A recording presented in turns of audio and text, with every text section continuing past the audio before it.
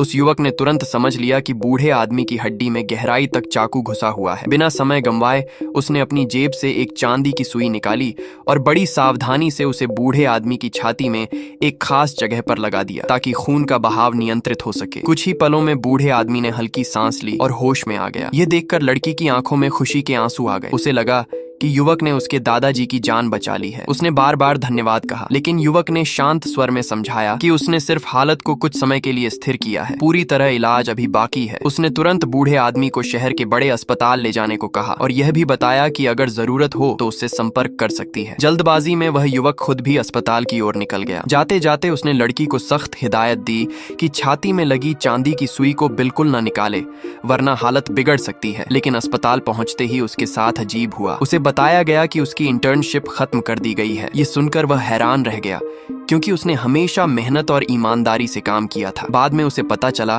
कि किसी प्रभावशाली व्यक्ति को नाराज करने की वजह से उसे हटाया गया है। उधर उसी समय अस्पताल के वरिष्ठ डॉक्टर एक बड़े आदमी के दादाजी का इलाज करने के लिए पहुंचे। हैरानी की बात यह थी कि वह वही बूढ़ा आदमी था जिसे युवक ने कुछ देर पहले बचाया था। जांच रिपोर्ट सामान्य दिखने पर डॉक्टर को लगा कि समस्या छाती में लगी सुइयों की वजह से है और उसने उन्हें निकालने का फैसला किया। लड़की ने तुरंत रोका और बताया कि सुइयां एक युवक ने जान बचाने के लिए लगाई थी, लेकिन डॉक्टर ने उसकी बात को नजरअंदाज कर दिया और सुइयां निकाल दी। जैसे ही सुइयां निकली, बूढ़े आदमी की हालत अचानक बिगड़ गई। उसे खून की उल्टी हुई और वह फिर बेहोश हो गया। ये देखकर परिवार के लोग घबरा गए। अब अस्पताल के डॉक्टरों के पास कोई उपाय नहीं बचा था। आखिरकार मजबूरी में वे उसी युवक के पास पहुंचे और उससे मदद मांगी। उन्होंने उसे वापस काम देने और स्थायी नौकरी का वादा भी किया। लेकिन युवक, जो अब अपनी नई मिली खास दृष्टि के कारण सब कुछ साफ देख सकता था, इस सब से दूर रहना चाहता था। उसने साफ मना कर दिया कि अब वह इलाज नहीं करेगा। तभी लड़की और उसका भाई वहां पहुंचे। लड़की की आंखों में आंसू थे। उसने हाथ जोड़कर कहा, कृपया मेरे दादाजी को बचा लीजिए। अब सबकी निगाहें उस युवक पर टिकी थीं। क्या वह वापस मुड़कर उस जान को बचाएगा या अपने फैसले पर अडिग रहेगा?